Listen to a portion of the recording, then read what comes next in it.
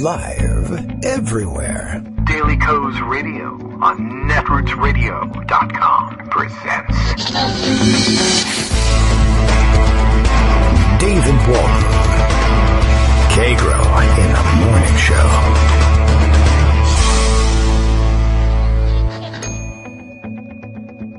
Now, here's David Waldman.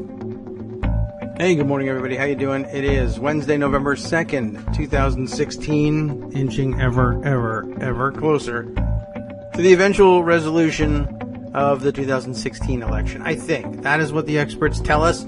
Tuesday is the day that the rest of us who haven't been able to vote early or cast our in-person absentee ballots, or however you style it in your state, will wait until next Tuesday, and normally you count the votes and then figure it out in about a couple of hours, and by the time you wake up on Wednesday, you know who the president is going to be. Will it happen again that way this time? Well, only time will tell. It depends on which polls you are reading and panicking about, and which ones you are reading and saying, okay, I understand what's going on here. So, of course, we'll talk with Greg Dworkin. We'll try and give you a better understanding of what is actually happening here. Still hoping for an electoral crushing. I think that would be the best thing, but it's hard to keep the, the optimism up in the face of, this is why it matters what happens, what gets printed in your national media every day, waking up to more and more, I think, relatively ridiculous explanations of the scenario under which Evan McMullen, or whatever his name is, could be elected president by the House of Representatives. Should neither Donald Trump or Hillary Clinton come away with an electoral vote majority of 270 votes. Not much chance of that actually happening, of course, but everyone wants to explain it as though we've never heard of such a thing. And I guess every once in a while you get reminded there really are people who have no idea that a presidential election could be resolved that way. Although I don't know even really why we bother indulging that fantasy at this point. I guess, I don't know. I mean, I guess if they threw it to the House, I have no expectation that anybody would vote for McMullen. I don't really know why anybody thinks that they would do that. I know that the thinking is supposed to be, well, he'll be there as an alternative for Republican members of Congress who cannot in good conscience cast their vote for Donald Trump. But they're all casting their votes for Donald Trump. One by one, the people who have unendorsed him or promised that they could not possibly vote for him have come around to say, well, I don't endorse him, but I am voting for him, which I'm telling you publicly, which is, of course, an endorsement. We'll talk a little bit about that later on, I'm sure, as Joan McCarter comes and joins us. Other news this morning, I didn't catch this last night. I guess it happened late last night, so this morning woke to the sad news that another police shooting rampage, not the police doing the shooting, but somebody ambushing police in the Des Moines, Iowa area and killed 2 police in 2 separate ambush attacks.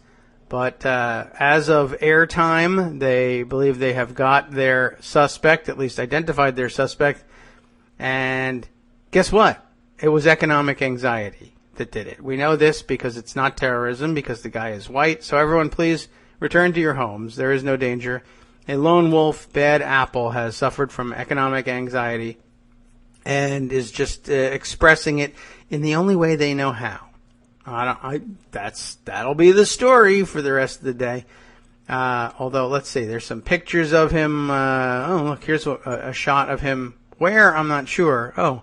But here he is marching. You can see, if this is indeed your guy, this is according to BuzzFeed News, marching along in, camouflage outfit, carrying a U.S. flag, but also a Confederate battle flag, or what purports to be a Confederate battle flag. And let's see, some people are yelling at him from some stands, like he's in a stadium or something. I don't know where he is. Doesn't really matter.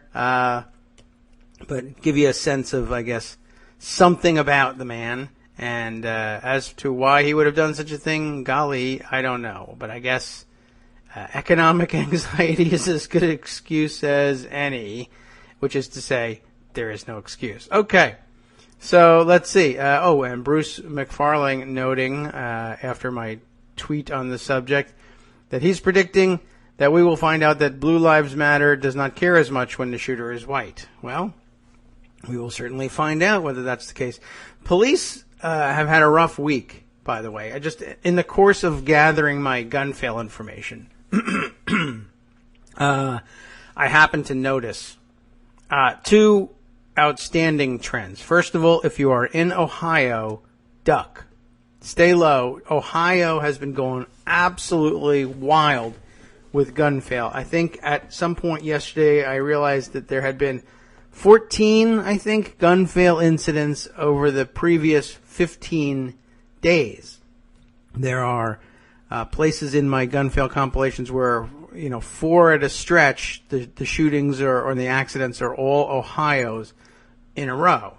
It's very strange. But also, as I mentioned, police officers, and retired police officers. One of the people in my count, I've got 8 police officers, one of whom is in fact a retired officer, having had an accidental discharge of their weapon, sometimes a service weapon, sometimes a personal weapon, over the past, in a stretch of 10 days.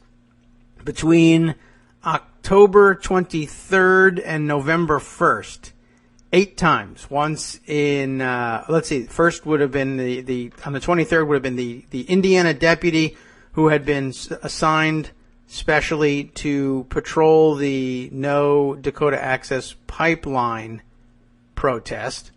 On the 25th, 2 police officers had accidental discharges, one at the San Antonio, in the San Antonio area, who was at the gun range doing his training, accidentally shot himself. Of course, on the 25th, one of our Ohio gun fails was the Cuyahoga Falls incident, in which, did I mention this one? The cop is at home, off duty, cleaning his weapon, and accidentally fires it out of his own house and into the neighboring daycare center. That's always a cheery thought. Did any of the neighbors of your child's daycare center own guns and clean them during the day? You might want to find out, but you can't. On the 26th, in Cullman County, Alabama, that's where our police retiree, doing God only knows what with his pistol, accidentally shot himself as well. Also on the 26th, in Burton, South Carolina, a cop at the practice range, once again, accidentally discharges his weapon, shoots himself. On the 29th of October, in Lincolnton, North Carolina, you may have heard of this one, a sheriff's deputy showing party guests, a Halloween party is ongoing at her house, showing guests her service weapon for some unknown reason, and accidentally shoots her 11-year-old daughter. Okay, I have a note here from Greg that his call is not going through. That probably means that Skype is frozen up somewhere, even though the lights are on, and all indications are that everything's fantastic with Skype. How would I rate this call? Let's see. All right, let me see if we can. 1, force quit on Skype for whatever reason. That one didn't want to go. I don't know if I care to report it, but go ahead. Report it and restart it. I know the computer is notifying me that I quit Skype because there was a problem. Thank you, computer. That's helpful. Okay, well, here's Greg's list of stories coming through anyway, and let's send him a note back that says everything should be. There he goes. He already heard it. He's listening in. All right, let's roll. Good morning, Greg. How you doing? Hey, how are you? That fixed it, whatever it was. Yeah, I don't know. Sometimes when I start things ahead of time in order to be prepared, it doesn't work. It just freezes. Yeah. Oh, I'm sorry. I have to get. I got to get 2 more police shootings in here. Hang on. I got to do my updates. I left off though. This is with the Lincolnton, North Carolina sheriff's deputy who accidentally shot her 11-year-old daughter at the Halloween party because she wanted to show guests her new service weapon. Those things are dangerous, by the way. If you're going to show them off, please be careful. And then 2 more. October 31st, Halloween. The worst one of all of them, in Fresno, California. This one actually made some national news as well as right after the Lincolnton one. But a officer actually killed, again, at the police headquarters, comparing weapons with another veteran police officer, a sergeant who of some 20 years or so on the force, examining a detective's, as they term it, secondary weapon. I don't know why it was necessary to tell everybody it was a secondary one. Its primary function was fulfilled, however, and this Fresno officer was shot and killed right in the office. And then finally, yesterday, November 1st, thankfully this is the least damaging of the 8 here, an Essex County Sheriff's officer. I don't think they even call them sheriff's deputies in the same way for some reason in New Jersey. But at any rate, this Essex County Sheriff's officer, just on the streets of Newark, conducting I don't know what business, just had an accidental discharge, fired a bullet straight into the street in the middle of the day, in the middle of a residential neighborhood. Guns, as it turns out, are pretty dangerous items, being that they are, of course, portable, handheld, instant death machines. That actually is what separates them from swimming pools and ladders. Hardly anyone brings swimming pools or ladders with them to work or into theaters, or I can't even remember the last time I showed a friend my new ladder. But hey, if you're going to do these things, what can I tell you? Please be careful. Our gun experts are accidentally discharging them, well, all the time. 8 in 10 days, that's a pretty good clip. And I do mean clip, not magazine. All right, Greg, let's round it up. Getting close to the end here. In a week, we should have an answer. It's our last Wednesday. Yeah. Before the election. Right. It's great. It's going to be over soon. Yes. That would be fantastic. If they could end it on the day that it's scheduled to end on, would be wonderful. Right. Basically, I think we've reached peak derp with the Comey intervention. Things are sliding a little bit back to normal. Yeah, there's still the occasional FBI agent said this or that, but, look, they're out of control rogue agency. What can you say? I don't know that any of it matters at this particular point in time. It's interesting, John Harwood on Twitter pointed out he spoke to a nonpartisan pollster and said, look, this is a 6-point Clinton lead, and that's where it's been. Oh. So there's that. What about anxiety and stuff? Anxiety? Well, Democrats are always anxious. Always. It's in our DNA. We can be winning by 5 or 6, and we're going to be terribly anxious we might lose. Republicans are down by 20, and they're convinced they're going to win. It's just the way we are. You have to get used to it. And so, manage it. Manage your angst. Yes, both sides. Play a lot of video games. Go out for a walk. Spend time with your kids. Yeah, I guess if you have to. If you have to. I mean, I don't know. Apparently this guy... That's what Halloween is for. That's why they put Halloween over near the election, so you can spend a little time with your family, even if it's for a couple hours. Even if you don't... Plus chocolate, so it's like a win-win. Spend time with other families, too. They come by and ring the doorbell. Exactly. So there's big splash. Yesterday, Lawrence O'Donnell previewed the Target Smart voting book at Florida, which is fascinating. So I've heard. Like the LA Times poll, consider it experimental. NBC uses Target Smart data analytics for a lot of what they do with the election, and they're keen on it, and they presented it on MSNBC, no surprise there. Keen on it. And Target Smart has a Florida poll coming out today that says Clinton 48, Trump 40. They say the early voters that they could get are 55-38 Clinton. They say the likely voters who haven't voted yet are 42 Clinton, 43 Trump. They think, based on their data and calling people, actual polling, they claim that 28% of early vote Republicans have voted for Clinton. 28% of early vote Republicans for Clinton. Yeah. They claim that? Yeah. Presumably Latinos and maybe Cubans who are splitting the ticket because Rubio's up by 6 in this poll. So they're voting Clinton Rubio the way people in Ohio may wind up voting Clinton Portman. I guess, and I guess they think they're being fair and balanced in doing that. Well, if they're Republicans, that's not shocking. It's shocking that they're voting Clinton, not shocking that they're voting for the Republican senator. No, that part would not be shocking, although I would like to shock them. Now, can we trust it? Well, it's new. It's experimental. So I do note one other thing. Mark Blumenthal says, today's SurveyMonkey electoral map update, Florida flips back to lean D. Clinton leads electoral vote count 291 to 179. And in their survey, they have Clinton up by 3, not 8. 3 is still pretty substantial. You can win by 3. You can win by 3, you can win by 8. The funny thing is that if you look at the 3 and the 8, you look at Armando and say, well, maybe that 5 is not like incredibly nuts like we all think it is. Yeah. Well, but, I hope not. You know, we turn to other, you know, again, this is reading tea leaves. We're not going to know until Tuesday. But reading tea leaves here. And Daniel Smith, Election Smith, who's one of the people, Mike McDonald, and the individual folks in individual states who look at early voting, has a tweet here. Turnout in Florida across all race ethnicity is up relative to 2012. In other words, 8 days out, black vote is up 49%. Really? Hispanic is up 152%. Wow. And whites are up 72%. There's more whites, so what happens is it looks like the percentage of blacks is down, but the actual number of blacks is up. Well. So all those stories about what's wrong with Clinton, why can't she mobilize black voters? It's, you know, it's worrisome that she's not getting. We have to look at the numbers in context. Blacks are up, but whites are up more. Oh.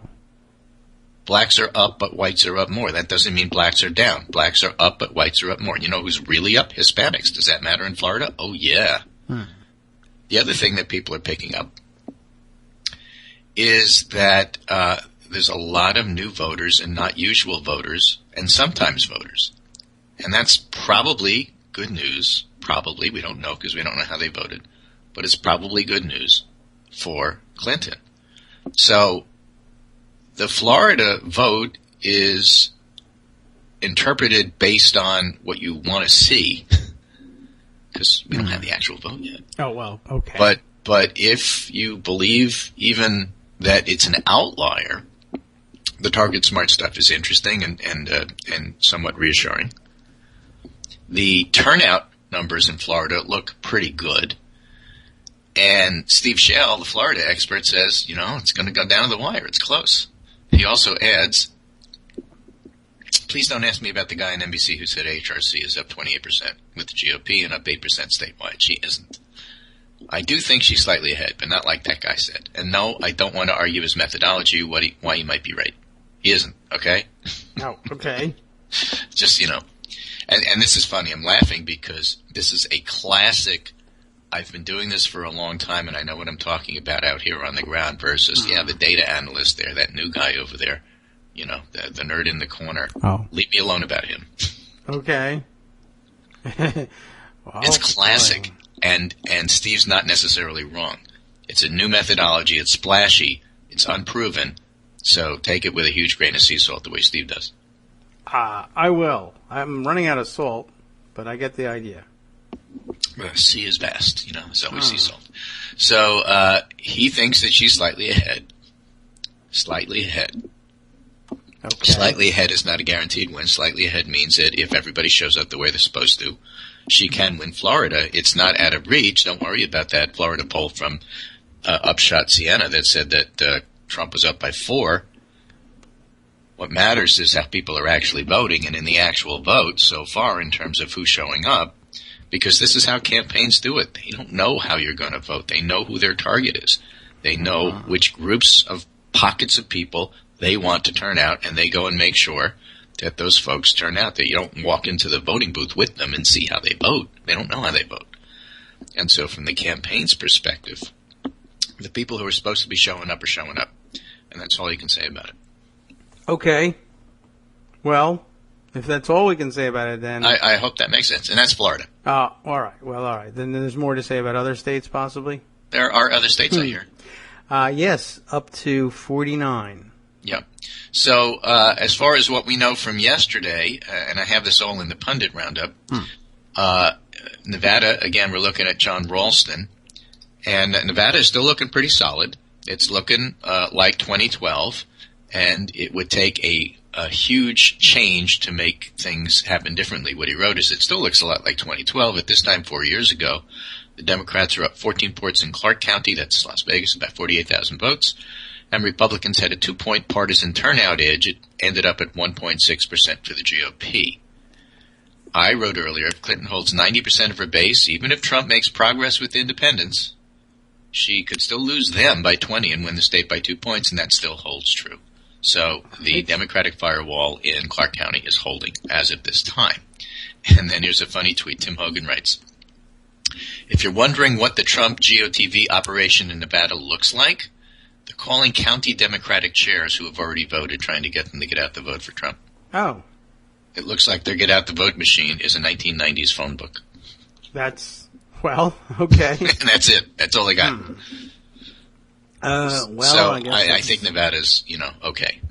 I guess Florida looks like it's going to be a tight win for Clinton at the moment. We'll see how it pans out, and that would make sense if she, in fact, has a 6% national lead, as Harwood says. Huh. Okay. James Homan had a similar piece in the Washington Post yesterday. If these Latinos vote, Hillary Clinton will probably win Florida, again targeting the pockets of specific voters that you want to see. All right. I think the problematic state remains North Carolina. So let's just take a peek over at what the upshot says the early vote in North Carolina means. A daily tracker updated on November 1st, so that was yesterday. And he still got a 6-point lead for Clinton in his model. Already voted 53 to 42 for Clinton, yet to vote 46 to 44 for Clinton. That gives you a 6-point lead. They're estimates, they're not official results, but it's complicated. There's other people who certainly see issues. One of the big issues is that the voter suppression tactics that the North Carolina state government has taken to decrease the number of voting booths and voting machines in heavily black areas, meaning Democratic areas, or Democratic areas meaning black areas, however you want to look at it, has certainly suppressed black vote relative to where it was 4 years ago. But, there's still actual election day to come. So we'll see. Squeaky bum time for Democrats, says Jeff Skelly from Larry Sabato's shop. To borrow a soccer Britishism, data points to a decline in Afro-American turnout in Florida, North Carolina, Virginia so far. But again, as I point out, a decline via percentage isn't the same thing as a decline with absolute numbers.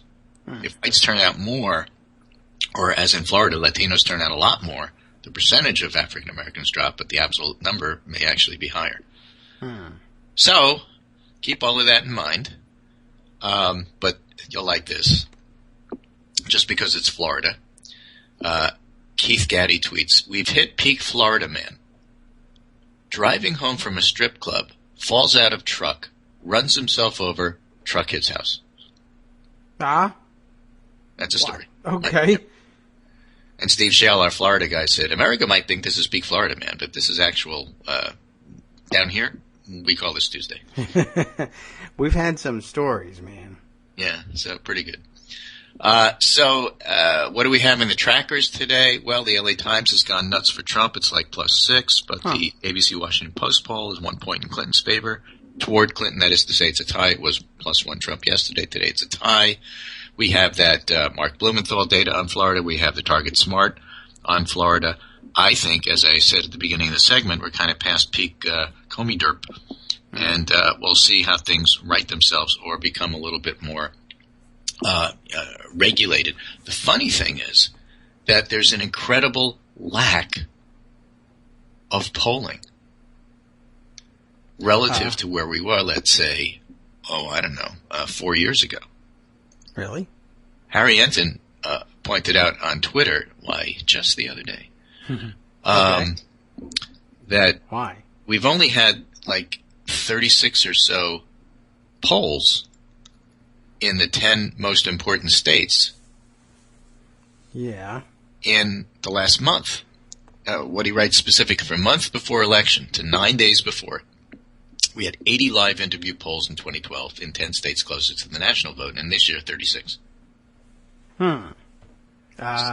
if you're talking about quality polls, driving it, yeah. a whole lot without them, it's a whole lot harder to get a sense of what's going on. And I think that's one of the things, besides the whole Trump phenomena, that's feeding into all of this uncertainty. Okay. I guess that certainly could be. Why would we be polling less ever? Expense? I guess, but I mean, it seems to me like expenses have been brought down on these. I mean, I don't know. I haven't been examining the sheets, but I would have thought that polling methodologies that are available, I mean, they were available 4 years ago, of course, also, but still, I would have thought they'd be taking more advantage of these things. And I guess costs they really continue to rise for the. I suppose it's possible. I'm not familiar with the internal economics of polling, but One gets the feeling that perhaps online polling like SurveyMonkey is cheaper. Yeah. And therefore people are moving in that direction. Yeah. And so we might see more online polls like YouGov and SurveyMonkey in future, and less, except for maybe the big three. I don't know what CNN will do. I guess Fox will continue. What if we only see ABC, Washington Post, CBS, New York Times, which hasn't come out recently. Mm-hmm. NBC, Wall Street Journal, and then everybody else is online. So are we just saying we're only seeing a decline in the number of traditional live calling polls? Is that yes? Okay, all right. Yes. I thought it was polling overall. And we're seeing a rise of junk. Oh well, Remington and Gravis and remember when Rasmussen used to flood the zone and just overwhelm the averages? Yeah. So it's a little bit harder to sort out, and I get why, for example, Nate Cohn and Nate Silver and some of the prognosticators, especially Nate Silver in 538, will build in a little uncertainty into their model, because with less polling, how can you be as certain as you were before when you had a lot more polling? I don't know. Maybe you just fake it. What are the odds on that? You want actual odds? I'll leave it to the odds people. Okay. But I think that's where we stand in terms of the actual election. All right. Luckily, it's supposed to be over soon. We at least have that going for us. Yes. So there's that. So I think there's still a lot of pushback on the Comey stuff. I think there's still quite a bit of polling uncertainty. I think there's a Marquette poll coming out later this afternoon. Should be out about 1:00 Eastern, so we can take a look at least this with Wisconsin and see what's going on. But that relatively short summary today, because there's really not a lot of substantive stuff going on. It's collecting data on early voting, trying to read tea leaves, waiting for more polls, and basically waiting for Tuesday. Well, I guess everybody is waiting. One reason that there's fewer polls is that Monmouth University was under lockdown last night, so they couldn't do their polling, I guess. They were? What happened? What always happens, gunmen on campus, but we hardly even notice these. We don't look up for this stuff anymore. There's a school in lockdown every day, every hour of every day somewhere. Our lockdown nation watch has fallen by the wayside, I guess, in favor of the watch of the enormous and growing problem of people driving through the front doors of gun shops and stealing the guns. But yeah, something to check. If you're a Google News user, check lockdown, just the term lockdown, any given day, and you'll find out. But yeah, apparently gunmen on campus, but not the kind that raises national attention. A gunman, nonetheless, but I guess an armed robbery suspect who happened to flee onto the campus of Monmouth University, and because that's somehow more reassuring, as bad as it is. I know, isn't that nice? Well, it was just a neighborhood armed robbery. No, it's just the guy with a gun. That's good. It just and a criminal with a gun at that, fleeing onto the campus. Eventually, of course, they'll flee onto a campus where people are concealed carrying, and 6 or 10 of them will shoot one another or put rounds through. They won't shoot that guy. They'll shoot one they'll another. rounds through the dining hall and nearby dormitories, etc. But liberty, I guess, will be the answer. But in this case, yes, they rounded up their suspect fairly quickly. Lockdown was lifted by late last night, but maybe that was it. So if too many of our polling sources are under gun alert lockdowns on any given day, that could drive polling numbers down. So watch out for that. All right. Anyway, so between now and just waiting to see if anything else drops, I think we're kind of in stasis, just taking it day by day and counting down. And I think I'll leave it at that. Okay. Well, we can do that. That's your option. Yep. Is John with you today? Not at the moment, but certainly we do expect to see her. Yes. Say hi. Okay. See what she thinks about all this. All right. Very interested to get her take on Comey and the FBI and the rogue agency and internal civil war there and New York office versus Washington office. Yes. New York office doesn't like the Clintons. I guess not. And we'll go from there. Well, yeah. It's kind of a disappointing thing to find this out about the FBI. FBI. But it's great fan fiction. Yes, that's true. But I'm thinking about, who would have something to say about this? Of course, Armando. But I'm just thinking about it in terms of him having told us over and over that the Supreme Court is hopelessly politicized. It's nice to be able to add the FBI to that list. Law enforcement, it's what's for dinner. I don't know. It's weird. Well, next is ESPN. It's going to be everything. Pretty much. You can't get away from it. Right. All right, Game 7. Oh, yes. There's going to be a Game 7. Right. This is wonderful. Well, it'll Baseball be a is a great sport. Yeah. I've really had it with football. If only they could. Too many concussions. They ruin your brain. I don't care. They Jets, just stretch things out. There's every reason not to like football. Right. Baseball, yes. Yeah, well, one more to go. If they could only, like I say, extend this thing a little bit more just to keep us distracted, it would be helpful. It would. And there's going to be a winner. Work out. And there's going to be no loser. It's going to be a wonderful thing. All right, take care, and I'll talk to you tomorrow. Thank you very much. We'll talk to you then. Thanks, Greg. Okay, well, here's a disconcerting note behind the scenes from Netroots Radio's Yuri, who tells me iTunes is screwed up, and I no longer seem to exist on iTunes, which I guess is disconcerting, although, it'll give me a chance to monitor how things go and whether or not, I guess I could finally get an answer as to whether or not iTunes downloads counts in the Libsyn total of how many downloads. When they give me the Libsyn stats, in other words, if you download from iTunes, I assume you're actually downloading a copy of the podcast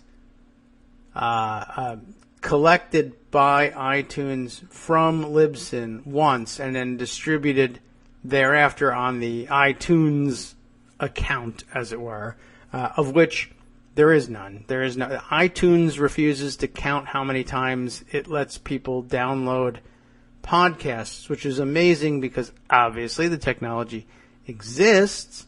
Why they refuse to share it, I have no idea, except that probably somebody figured out that if people were allowed to figure out how many times their content was served up via iTunes, they would be able to find some way to make iTunes share revenue with them.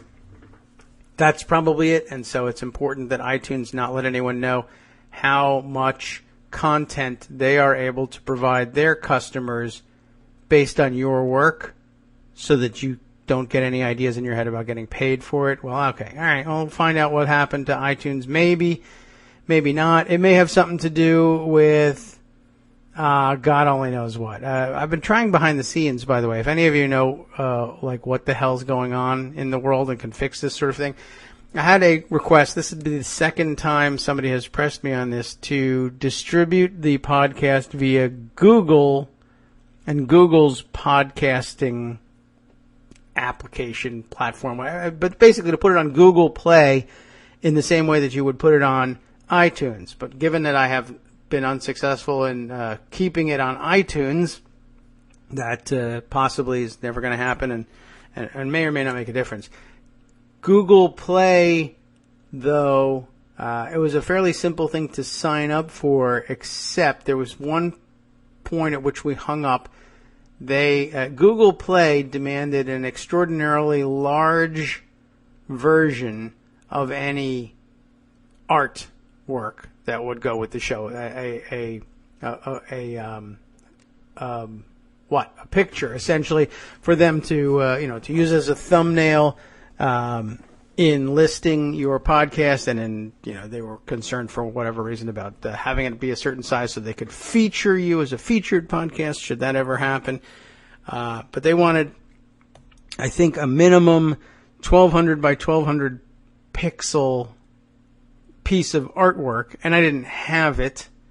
And so my artwork was too small. I was working with a much smaller thumbnail that we use, for posting at Daily Kos, for using for Libsyn, etc. And you can just increase the size, I guess, but at some point the resolution begins to break down. It didn't look very good, but I tried to give them what they wanted. And there's something about whatever's going on at Google Play, even though I would increase the size of the artwork to 1200 by 1200 pixels, it still kept insisting, oh, no, you didn't. This is no good. I can't do it. So it's been a couple months since I tried that, and it's been downloading or trying to download the show and trying to publish the show for some time now. But it continues to insist that it won't work. And somebody asked me whether I could get it onto Google Play the other day. It reminded me, I took another look at it. I tried increasing the size again. One of the things that's, troublesome about it is that size is enormous for purposes of publishing the podcast on the RSS feed that we use through Libsyn. And so when you go and you look at the blog page for the Kagro in the Morning Show, there's, just these gigantic full screen squares of that orange Daily Kos radio artwork. And then like one line of type underneath where, are otherwise, 2-3 paragraph summaries of what happened that day are reduced to looking like mouse type underneath these giant pictures. But I figured hardly anyone uses that blog to do their downloading or to really read anything there anyway. It's just usually the data there gets scraped up and used elsewhere and reformatted, so why not give it a try? I'll try one more time to satisfy Google Play that these things really are 1200 by 1200 pixels.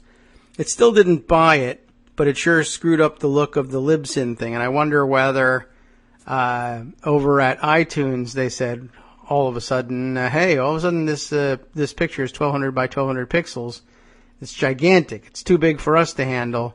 We don't want anything to do with this podcast anymore. I don't know. It could be coincidental, but everything was fine, I guess, on iTunes up until yesterday, and then this morning I find out I no longer exist on iTunes because I tried to make a picture bigger so that Google Play could use it. I don't know. There's no satisfying these guys. But maybe we'll let it stay screwed up for a few days and then check back on the stats, and at least that way we'll get an answer to how Libsyn counts our downloads. We had another banner month last month. I can tell you that. Those of you who are fans of the show and care for some reason what the statistics tell us, we were, I think, probably largely due to the fact that the election was looming, on a nice upward swing over the past month or so. Since they refined the statistics over at Libsyn to get a better picture of who was actually downloading the show as opposed to who was downloading web pages where the show player was embedded, a much better measure. It turns out this was our top month since they fixed those things. 88,701 downloads of the show via Libsyn directly. There was also, of course, several thousand downloaded via Stitcher that don't count here, and who knows how many downloaded via iTunes that may or may not count here at Libsyn. So very good. We had broken the record in September and put the record at 72,163 downloads, so smashing through that to 88,000, and we're topping 4,000 downloads a day during the week anyway over at Libsyn. So thanks very much to everyone who is listening, and thanks very much, of course, to everyone who is contributing to keep us going. So far, I would say not a living to be made in this job at the moment, but, it keeps us busy elsewhere, I guess. And we try and make our ends meet there and pretend this is a hobby instead. Okay.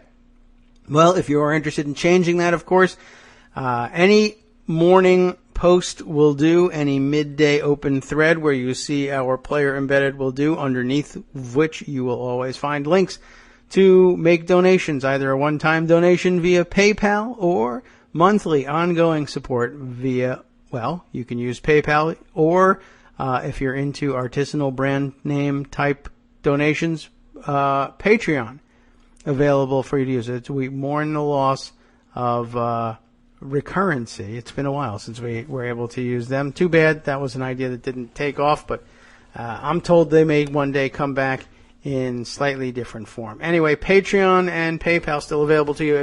PayPal is, of course, I think the thing most widely used, but now maybe Peter Thiel and his weirdness is making people shy away from using PayPal these days. So, okay, Patreon is there for you to use as an alternative.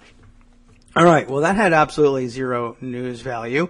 Just thought I would wander into that territory, though, before going back to, let's see, we've got a ton of stories here, and I want to see if I can put together some good stuff for Monday and Tuesday when I'm out. I was thinking I might use the next couple of days to catch up on some of the user or community listener submitted segments, and I got a couple of those in over the last few days, but maybe I should save them for good content to use to lean on in my absence on Monday and Tuesday, and instead turn to what news I have already put away in pocket.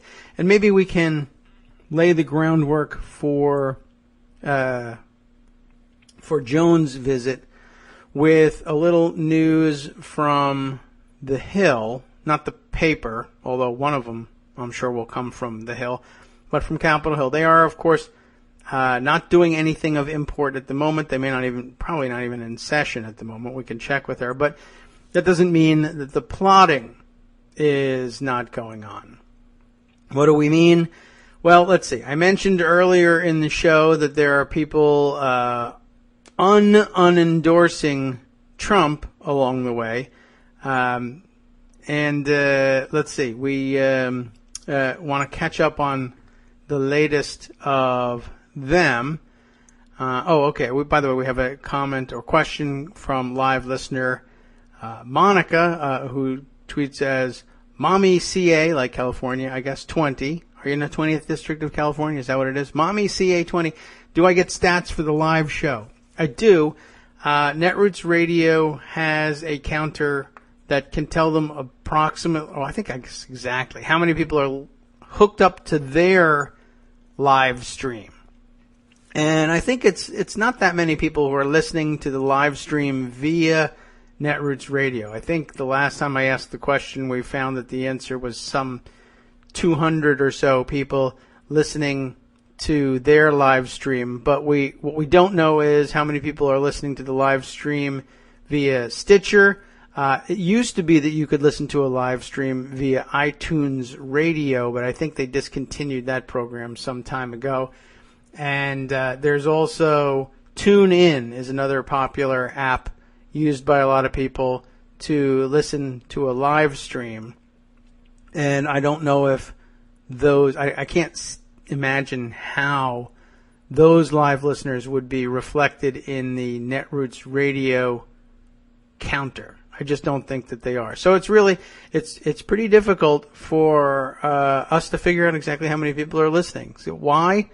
To keep people poor, I guess, and to keep them doing things for free that provide content that the big companies who are able to monetize these things, I guess, can continue to capture the whole thing. And the rest of us depend on donations. Oh, by the way, those of you who have probably been there's probably millions of you now sitting there saying, I'd love to give hundreds, perhaps thousands of dollars to my friends at the Kagro in the Morning Show, but I just can't because I'm giving it all to important Democratic candidates for office so that we can redirect the future of our country. That would be a fantastic use of your money, of course. Not quite as fantastic, of course, as giving it to either to me or Donald Trump, who does fantastic things with all the dollars he gets, no doubt. But would you like to take some of the money of some of the people who are monetizing these things and sitting on piles of cash and divert it our way, you can do it. Many of you will have noticed that we began posting our podcasts on YouTube, which makes no sense whatsoever because there's no video component to it. But it's an excellent way and an easy-to-use, quick platform for mobile devices, I find. The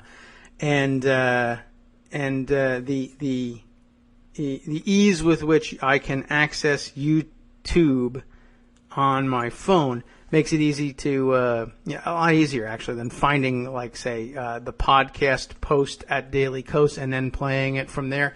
So a lot of people, I think, are using it for that, and, you can jog with it, run with it, walk with it, do something else with it if you like, and you don't have to worry about what you might be missing in video. But lots of people have been downloading that way. We have gone commercial and turned on the ads over there. They don't play for me for whatever reason. I think that's supposed to prevent content providers who use the advertising system from just playing their own videos repeatedly and clicking on the ads to boost their income. I don't really know. Anyway, it doesn't seem to work for me. But if you try the YouTube channel, which is also linked underneath our embedded players in both our podcast posts on the Daily Kos radio page and in the midday and night owl open threads as well, there is a link to the YouTube channel.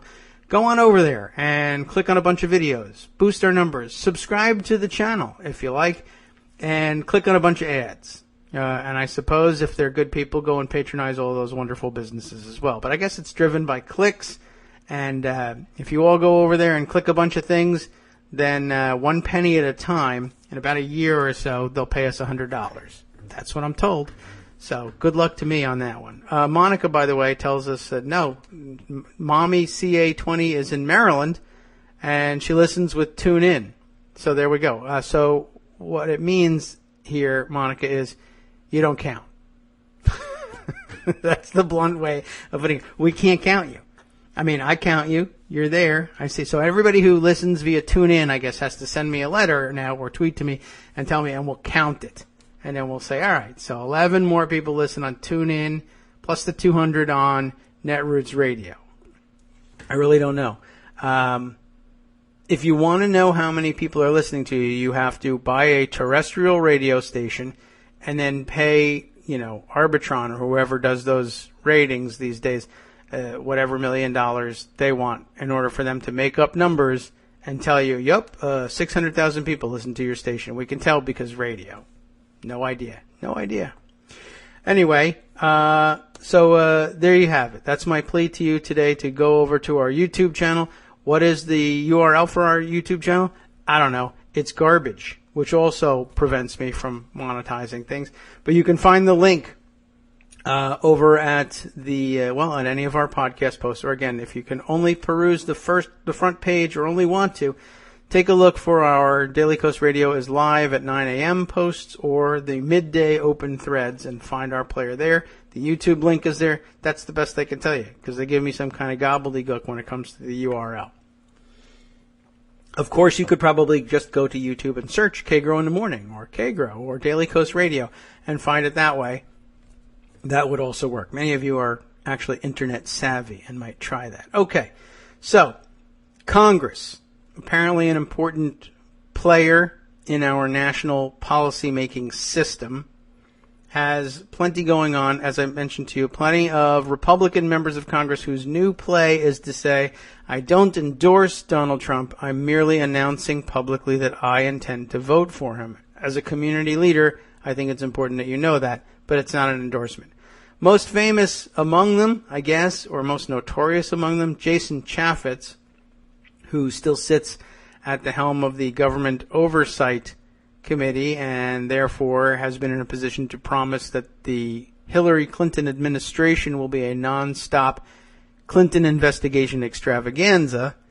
He lets us know that despite the fact that he announced that he was out, he finished, over and done with the Donald Trump candidacy and was unendorsing him because, of course, in the wake of all of the allegations of his sexual assaults against women, he could no longer look his young daughter in the eye and tell her that he endorsed Donald Trump for president. He can only tell her, I'm voting for Donald Trump for president because reasons, and close your eyes, I guess, is what he ended up doing. Well, anyway, I saw over at the Huffington Post the other day some speculation as to why something like this might happen, beyond just the raw politics of it.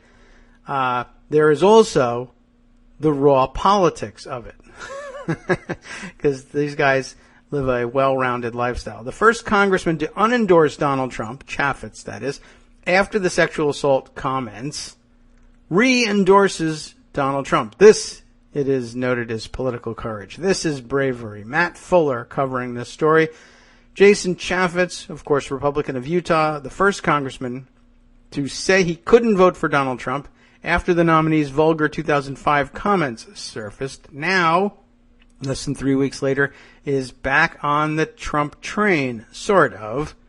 Chaffetz tweeted, I guess this would be last Wednesday night, it seems like ages ago now, that while he wouldn't defend or endorse Trump, he would vote for him. But of course, announcing your vote is an endorsement, so there you go.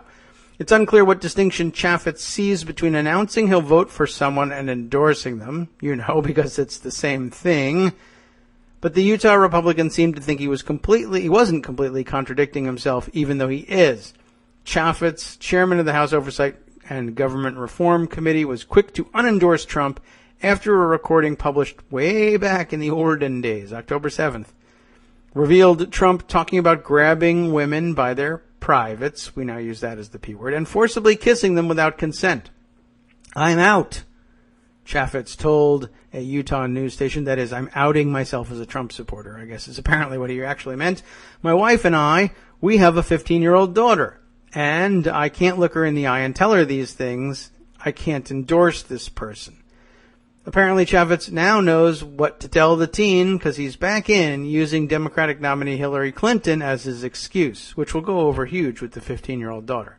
Can't let one of you weirdos become president. Chaffetz is just the latest Republican to re-endorse Trump after withdrawing an endorsement and to claim he'll neither endorse nor defend Trump's actions, which is also pretty amazing. That's been a trend since, I guess, McConnell was the first one to hit on that one. I'm just not going to answer any questions about Donald Trump. And, of course, you can't force them to, so we just sit there and pretend the two are not related. I mean, there hasn't been a story linking Mitch McConnell and Donald Trump anywhere that I've seen other than the pages of Daily Kos, where Joan keeps up the drumbeat and others do too, because we know, obviously it's true. But in terms of traditional media that reach so many millions of people in this country, you would think they were on different planets entirely. Anyway, that's their answer. I don't talk about Donald Trump. Well, are you voting for him? Occasionally they're willing to say that. Okay, so where were we? He's just the latest one to do this and to claim he'll neither endorse nor defend Trump's actions, but he will vote for him to be president of the United States. His reversal is even more puzzling because his state may go to independent presidential candidate Evan McMullin, who's polling within a few points of Trump and Clinton in Utah. I'll be really surprised if that happens, but whatever. Chaffetz has set himself up to be a chief watchdog and attack dog, two kinds of dogs, against Clinton if she wins the election. In an interview with the Washington Post published earlier Wednesday, Chaffetz said he would aggressively go after Clinton's record, which he called a target-rich environment. His rapprochement, I'll give it a little Frenchification there, his rapprochement. Oh, really? Is that the word we're talking about here? Is it of Trump? I don't know if that's the right word. Let me see how this is what it says. His rapprochement of Trump may have some Machiavellian motivations. Rapprochement with Trump, I guess. There we are. Not his, I don't know. Okay. Who knows? Maybe I have it wrong there. Anyway, his drawing near once again, we'll say, with Trump may have some Machiavellian motivation. This is why we wanted to read this article. By the way. Ready? Chaffetz was one of the few Republicans to run for House Speaker last year before Paul Ryan announced his candidacy for the position. If Ryan were to leave the speakership, either by choice or not, right?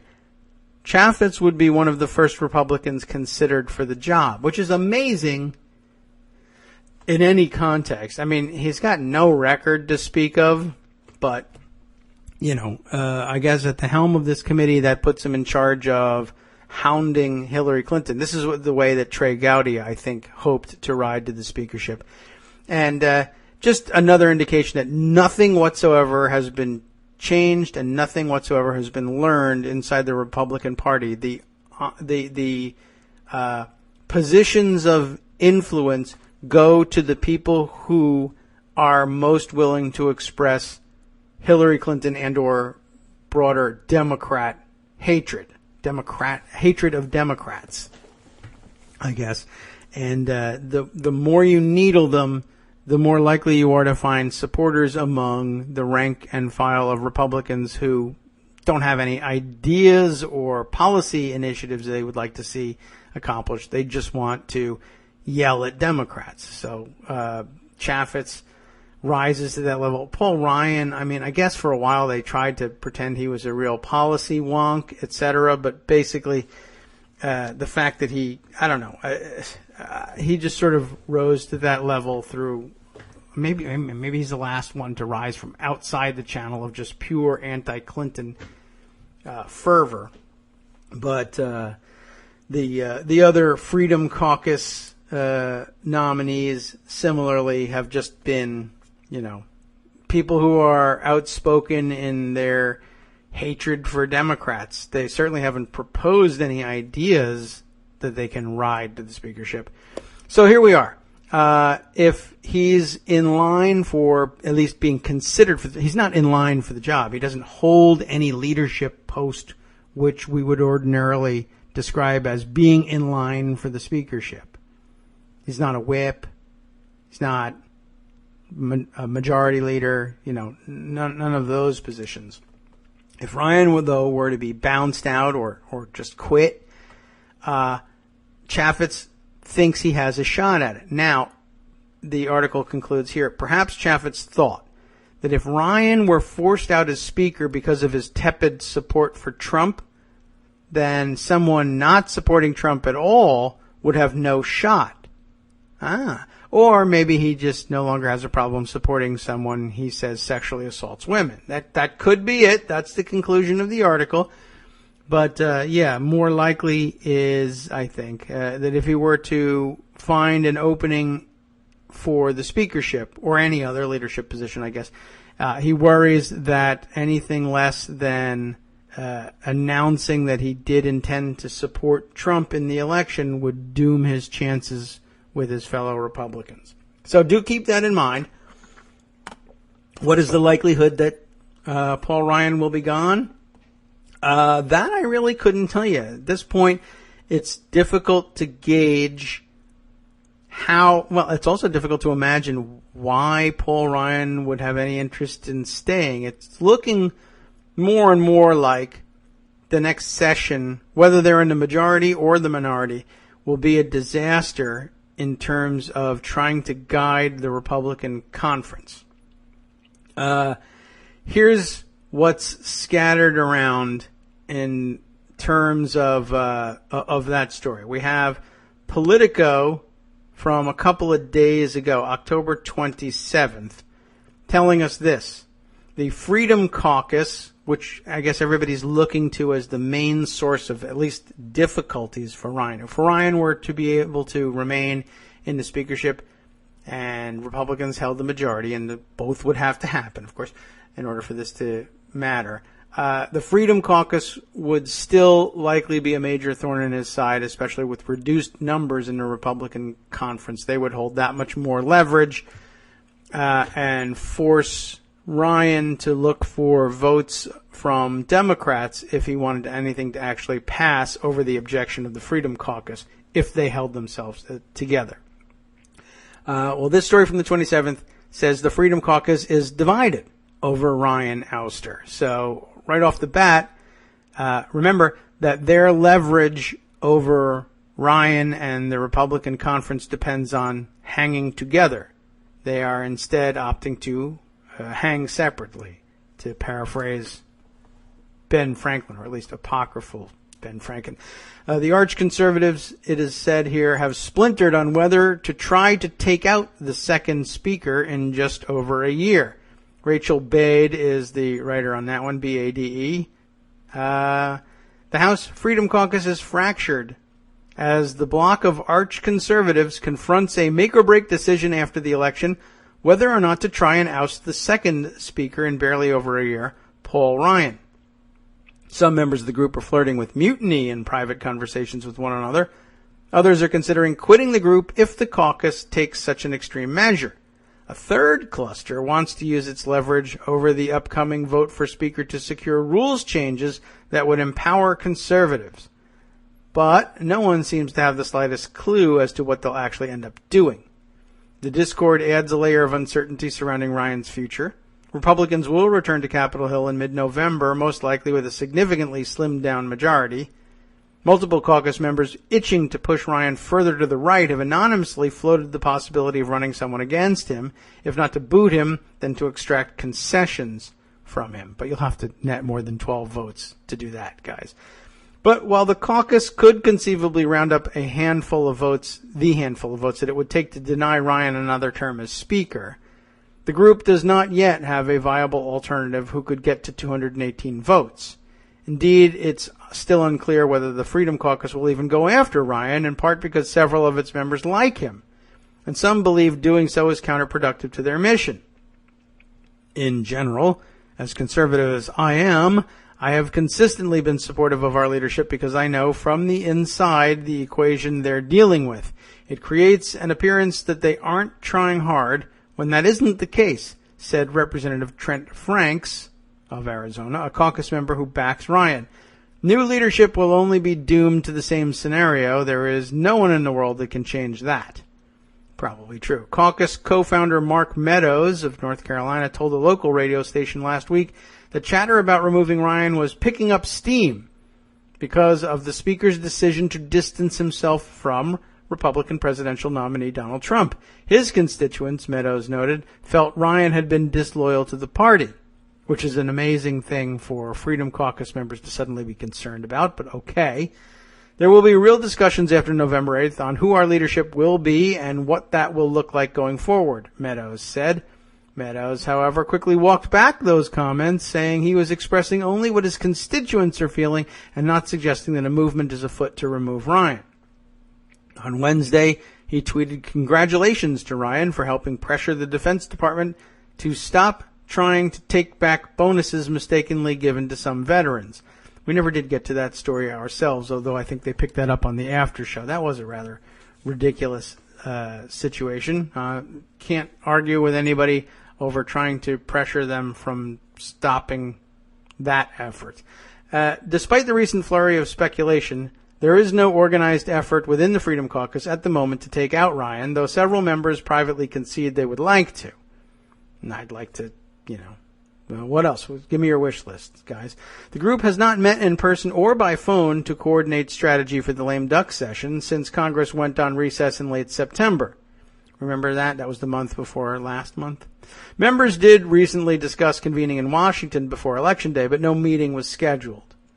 We'll give you an update on that in just a minute. Several Freedom Caucus members in recent months have expressed frustration that while the group has perfected the art of blocking GOP legislation they find too accommodating to the left, they haven't secured enough legislative victories, i.e. zero. They want Ryan's help, specifically by changing House rules. One idea would require legislation or amendments with a certain number of co-sponsors to automatically get a floor vote. Several senior Republicans doubt Ryan would agree to such a request. GOP leaders, sources note, have a duty to protect members from tough votes that can come back to hurt them in elections, one of the main reasons they often hold back. Caucus members have to decide how far they're willing to go if Ryan and his leadership team don't give in. Many of the group see leadership elections as a prime opportunity to exert their leverage. Weeks before conservative commentator Sean Hannity encouraged the group to oust Ryan for parting ways with Trump, the caucus was weighing a request to postpone leadership elections until after the lame duck session. A delay would buy its members time to make their case to leadership and their colleagues in exchange for their support. Ryan's office hasn't shown a willingness to delay the Speaker election, which is expected to take place the week after the election. Some caucus members want to go further and withhold votes from Ryan unless he gives in on the rules changes, and heavy Republican losses in November would probably mean more sway if they tried. If Democrats pick up 15 GOP-held seats, Ryan could afford to lose only 13 members and still retain his gavel. That's a small margin for error. A year ago, when almost the entire caucus was euphoric about Ryan taking over, he still lost 9 votes, most of them Freedom Caucus members. Now his honeymoon is over. Allies of Ryan's say he'd walk away before engaging in a protracted battle with his own conference to keep his post. Unlike former Speaker John Boehner, who long aspired to the job, Ryan only reluctantly decided to take it.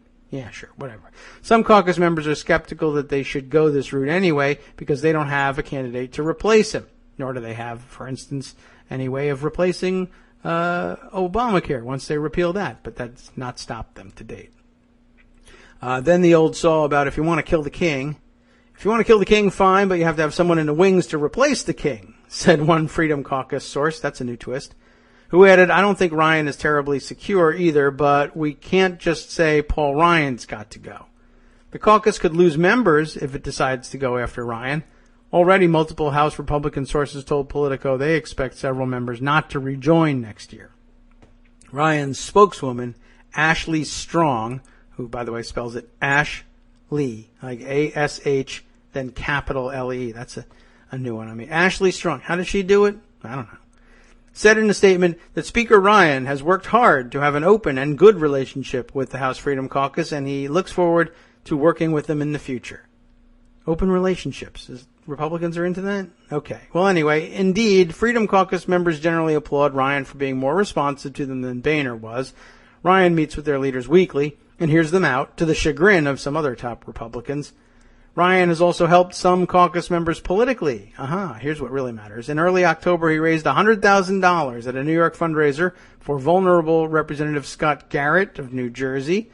The Speaker also maxed out contributions to Representative Rod Blum of Iowa and donated to Mick Mulvaney and Mark Sanford of South Carolina, Alex Mooney of West Virginia, Barry Loudermilk of Georgia, and Warren Davidson of Ohio. Those are some backbench names, man. Speaker Ryan's leadership has been a breath of fresh air, Blum, who's in a tough re-election fight, said in a statement.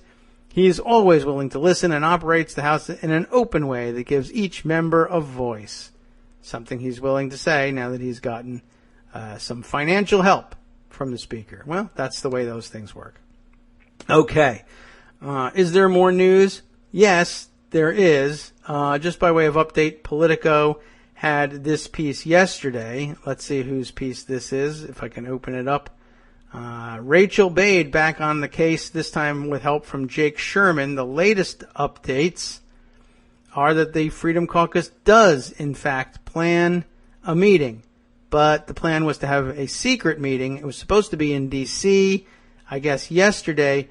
But the press found out, and then word is they were unsure whether they were really going to go ahead. So let's see. It's been updated this morning, or early this morning, like just after midnight. So let's see where we stand now. This group, the Freedom Caucus, has sent mixed signals about whether it will oppose Ryan for another term as Speaker, among other post-election issues. Let's just skim quickly, find out what's up. Top members of the House Freedom Caucus will hold, it says yesterday, a rare pre-election strategy session in Washington on Wednesday, now that's today, to chart the group's moves in November and beyond, sources familiar with the gathering told Politico. When I put this story away yesterday, it sounded like the discovery of the secret meeting was going to cause the meeting to be canceled, but I think the update overnight was, they went ahead and had it anyway. Why they would need that to happen in secrecy, I have no idea, so they probably backed off of that position pretty quickly. All right, here comes Joan. Let's bring her in. Good morning, Joan. How you doing? Good morning. How are you? Okay, I'm fine. I'm trying to figure out whether the Freedom Caucus, in fact, had their secret meeting yesterday, or they're planning to have it today. It was so secret they moved it from yesterday to today. Yes. I don't know. But there was some hint yesterday, I thought, that since the veil of secrecy had been pierced, that they were going to back off. But then I guess they realized that's stupid. Why would we not have a meeting just because someone knows we're having it? What are we afraid of? Why should it be secret? Yeah. So I guess they're planning to go ahead with it today. Is it a tortilla coast or what? Is Ted Cruz going to be there? Know. Quite possibly. Could be. That is, they do like to meet there. Though they could probably find a quieter place if they wanted to pretend it was. Maybe that was it. We're gonna have a secret meeting. Where? Tortilla Coast. That's not secret. Oh, you're right. Well, what the hell? Let's have them. It's Taco Wednesday. I don't know. It's usually a Tuesday thing, but maybe they have specials on margaritas, and they said, "To hell with it. We're going." Anyway. It is just telling how easy re-election is for these guys with their gerrymandered districts. That 6 days before the election, they're in D.C. having secret meetings. Right, and then they're not secret, and they go anyway. There's nothing for them to do 6 days before the election. That's true. It's a good point. I guess they just don't feel the heat about whether or not they need to be responsive to constituents back at home. I also did have another piece from The Hill the other day. Just, I guess if you really wanted some sense of, if you were reading the Freedom Caucus stories and saying, are these guys connected to reality at all? Do they really have the ability to do this? Maybe not, but they exist, I guess, in the same world as Paul Nehlen, who was the guy who challenged Ryan in the primary. Yes. And lost. Who wants to run for speaker? Yeah.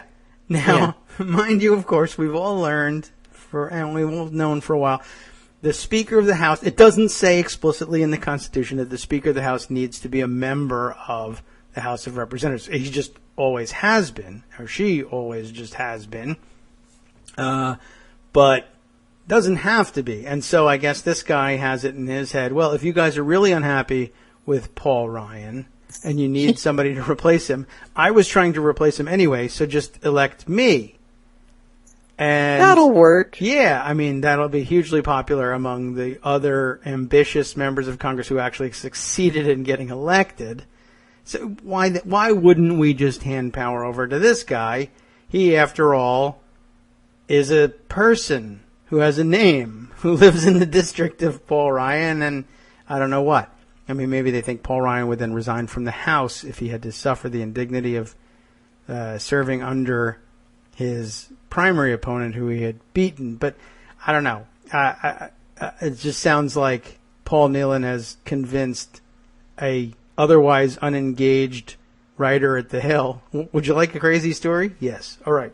Take my picture and print that I'm available if you need me for Speaker of the House. Although you never know what's in their head, really. It reminded me back in 1994 when Tom Foley lost his re-election bid to George Nethercutt, the Republican challenger, out in Washington. He apparently, the popular story or the popular belief during the campaign was, well, don't worry if you were worried about voting for Nethercutt against Tom Foley because you thought, oh, our area will suffer because as Speaker of the House, he's very powerful. He can really bring home all kinds of great projects. Don't worry, because if we elect Nethercutt becomes Speaker. You just, whoever beats the Speaker gets to be Speaker. That's the way it works.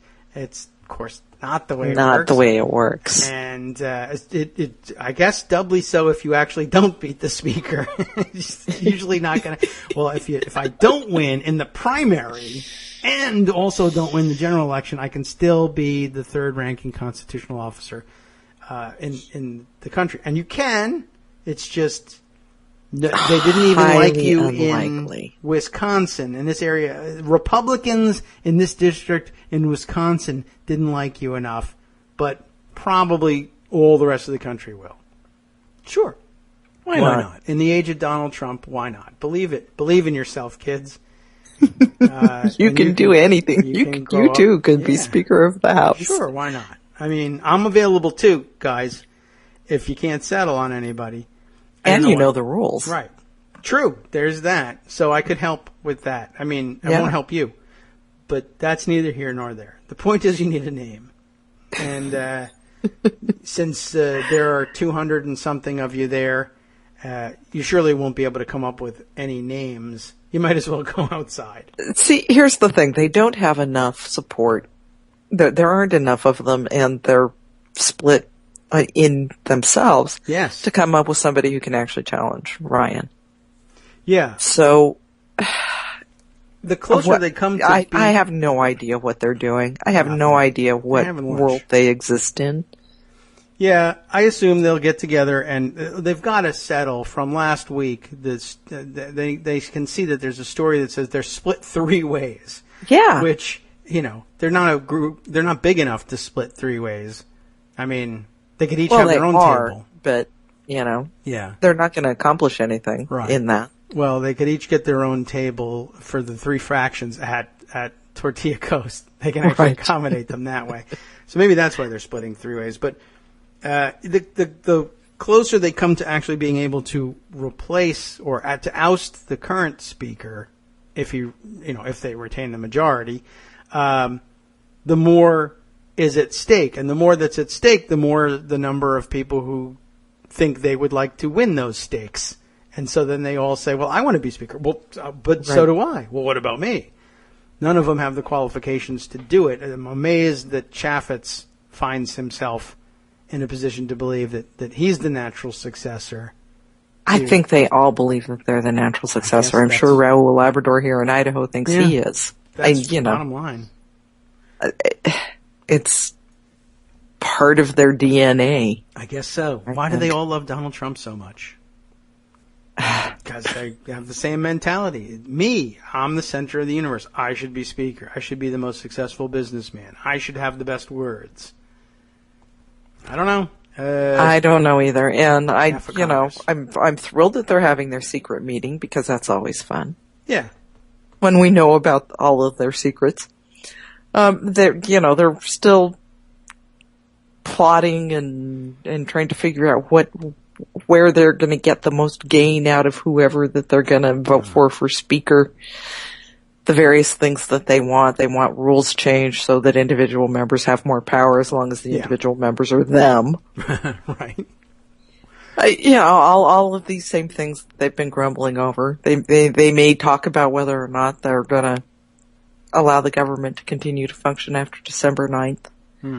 Oh, yeah. Which I think we've talked about before is my own private nightmare. Oh, the idea that they would shut the government down after? Yeah. Oh, we've this talked about it. But doesn't really end our big national upheaval. Doesn't necessarily end on November 8th. No, it doesn't, and not just because I guess the presidential election could continue afterwards if you believe the wildest theories, but even if that's settled, the problem, the reason we're dealing with a Donald Trump and his craziness at all is not because he's come from out of nowhere, but because he's come from and adapted himself to a party that's full of people that have horrible, dangerous thoughts about how to win political leverage by making the rest of us suffer. Yeah. And no surprise. And the next opportunity is December 9th. Yeah, and we'll all not be looking.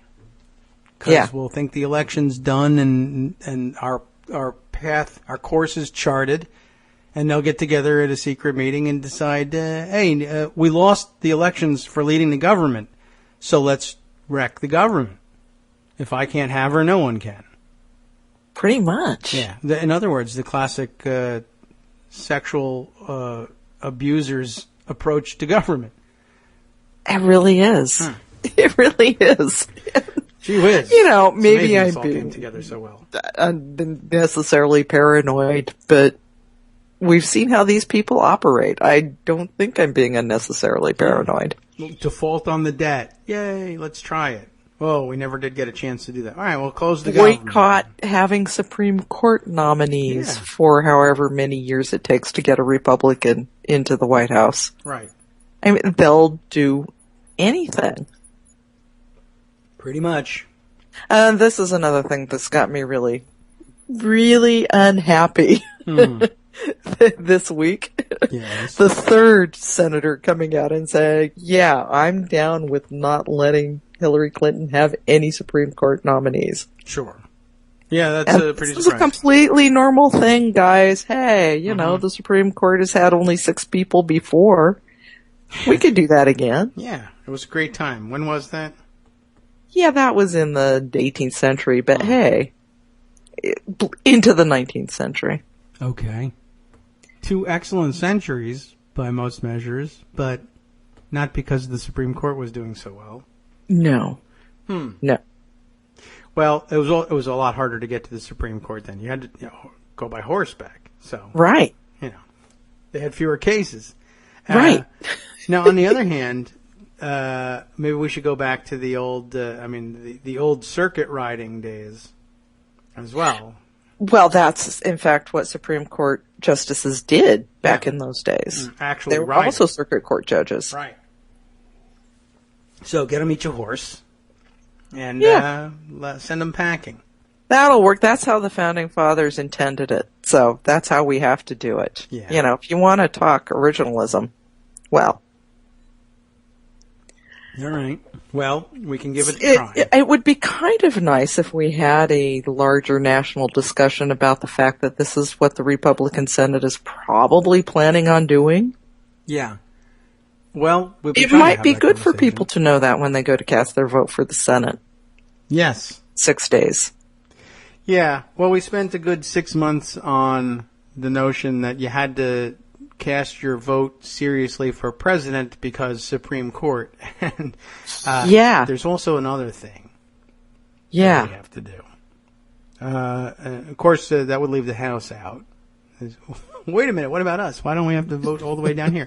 Yes, you too, because there's, of course, we'll need you, we may need you to vote against immediate impeachment of Hillary Clinton, which is another of the stated goals of members of the Republican caucus in the House now. Right. Well, we'll just impeach her immediately. Why? Right. Because of things that we think she did when she wasn't here before. Okay. We don't put it so past the nightmare's just beginning, I'm afraid. We're going to have, as ugly as the last 8 years have been, I think that they've got far worse planned for Hillary Clinton, and that is job security for us, I suppose. I guess so. We'll have all this to report on and more. And it's amazing how unafraid the Republicans are to discuss things like impeachment, which we couldn't, of course, not mention because that would be tit for tat or something, even if it's just, I say, to be radio safe, just tat over and over again, I guess. Gee whiz, we had real reason to do something, or at least to consider drastic measures, but we couldn't do it because everyone would know that it was only retaliation for Clinton, and so we won't, and so we'll just wait until there's another Clinton and let them impeach the next one. Okay, well then we're down 2, so I'm impeaching the next 2 Republicans just to get us back to balance. It's only fair. I think it's only fair. Right. But Democrats can't do that. Now, well, we're too prim and proper, I guess. So we may be stuck with 8 Supreme Court justices for so long as 8 of them survive, I guess. Yeah. Or Democrats win the Senate. Chuck Schumer gets rid of the filibuster on Supreme Court nominees. And we avert that small crisis for a while. That might be... For 2 years. Yeah. Or at least, for a little while. I'd be interested to see how Chuck Schumer might approach such a thing. I mean, obviously we don't know. Chuck Schumer thus far is being fairly quiet about it. We've had lots of folks stand up and say, yeah, this is what we're going to do, including the vice presidential nominee, Tim Kaine, and Harry Reid, outgoing minority leader.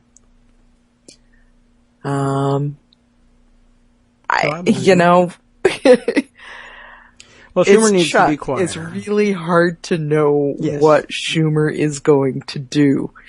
What Schumer's going to do is what's best for Schumer, as we're seeing now in his would-be Senate race in New York. where he is spending millions of dollars and is 42 points up. Well, it's working. Rumor has it that Yes. Schumer is spending $7 million, maybe $10 million, we're not sure, on running ads in his very safe Senate race because he wants to have a winning percentage higher than Kirsten Gillibrand's. Oh. Up until she ran last time, Schumer had the record for approval in terms of polling in I see. New York. Winning percentage. He had the highest winning percentage of a politician in New York. And then Gillibrand came along and beat him. And now, this is the rumor anyway. That's a good one.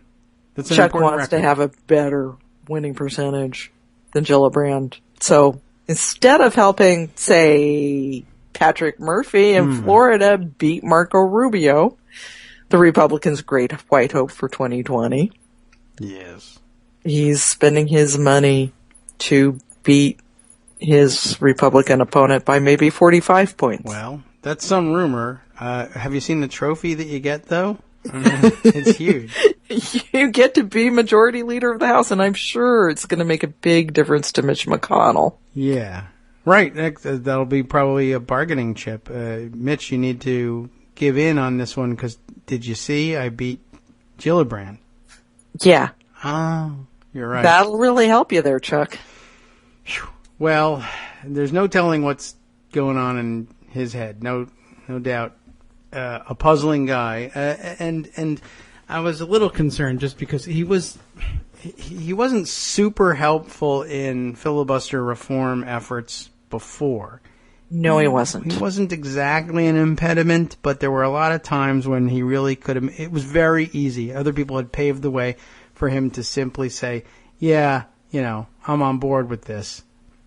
And instead he did sort of like, well, gee whiz, both sides sort of thing. Let me study it. And it's always good to, ponder the unforeseen downsides of it. But eventually he did come around and vote with the rest of the Democrats and probably would have done no damage to himself if that's his motivating factor, if that's what really moves him, to simply have said, yeah, this is ridiculous earlier and I'm with the Democrats and no surprise. But okay.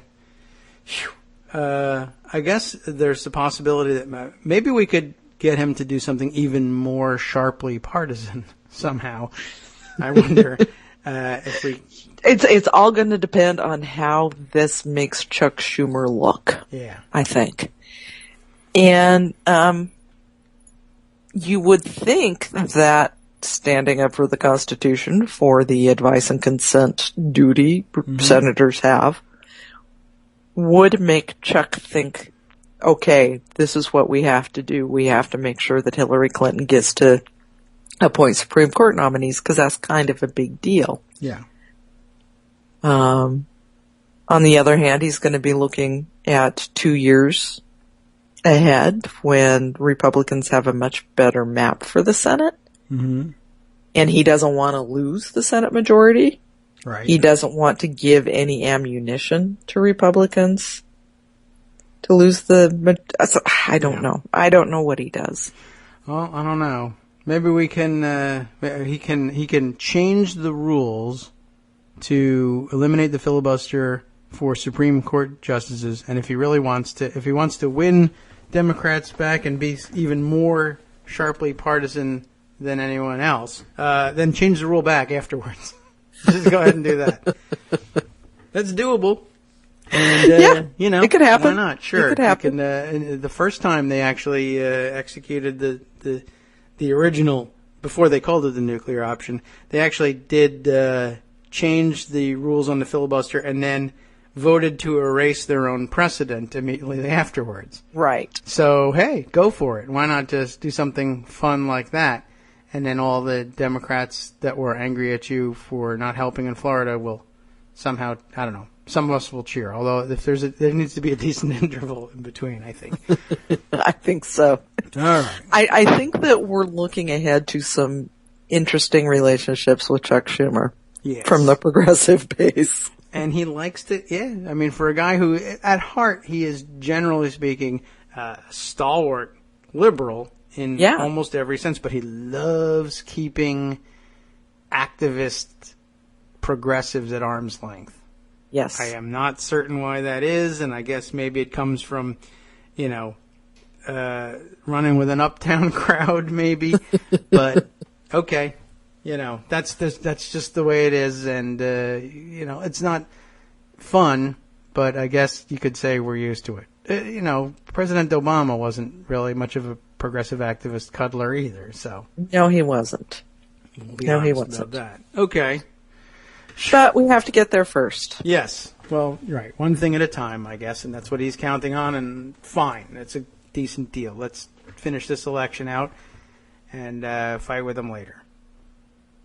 Yeah, this election is going to be interesting. Yes. It's already that people are worried about what's going to be happening at polling locations when in Boise, Idaho, the local news station runs a story about what to do if you experience voter intimidation. Ah. Yeah. Okay. And there were reports this morning in Florida, and maybe we can hear from Armando since this is where he is, I believe, West Palm Beach. Trump supporters are showing up using bullhorns to scream at Clinton supporters outside of a poll. Okay. Are they separated by police barricades, or can they? I hope so. Otherwise, I mean, you could just go over and yell at somebody and save the expense. Maybe he already had a bullhorn. So yeah, this is going to be something when, and more reports, of course, coming out about people's alleged plans to, I guess they see themselves as meeting Donald Trump's request to monitor the polls, or right. Be a poll watcher, which, by the way, is a very specific thing. Poll watchers are actually, officially sanctioned in most states, but he's talking about menacing people who are on their way to the polls. Right. Watching is essentially what's going on. But more and more plans launched every day. We've got the white nationalists, as Politico reported this morning, vowing to go out and suppress Democratic voters, which, of course, are going to be people of color trying to vote because it's the white nationalists. Right. Well, that's whether they actually end up doing it, we're not sure. But chances are, they're going to do it. I mean, we had reports of last week in Texas, a guy in his Trump T-shirt with his "Make America Great" hat on, raising hell in a polling place. Yeah. With poll workers. Oh. Who tried to make him leave because, of course, you can't do that in a polling location. Right. We had the woman in Iowa who decided she had to vote twice because she thought her first vote was going to be switched to Hillary Clinton. Oh. Is that what her reasoning was? I never did get the reason for that. Yeah. She thought it was going to be, did she vote on an electronic machine, or did she just think someone was going to erase her vote and fill in another thing, or? That I'm not clear on. Oh, well, maybe that's going to happen to me. I guess I better go back. What? I don't know where these excuses come from. And, here's your perfect evidence that voter fraud can't happen. Yeah. That in-person voter fraud doesn't happen because she got caught. Yeah, one try, one arrest. The system works. 100% success rate on you, anyway. That lesson does not seem to be absorbed very often. When I saw that news, I was thinking about her internal dialogue of, I was told this was going to be easier. Yes. They say this happens all of the time.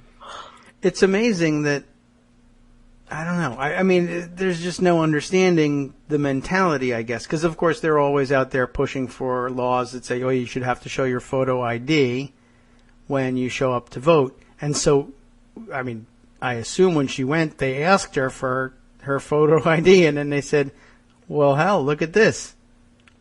Our computerized records tell us you already voted. What? How I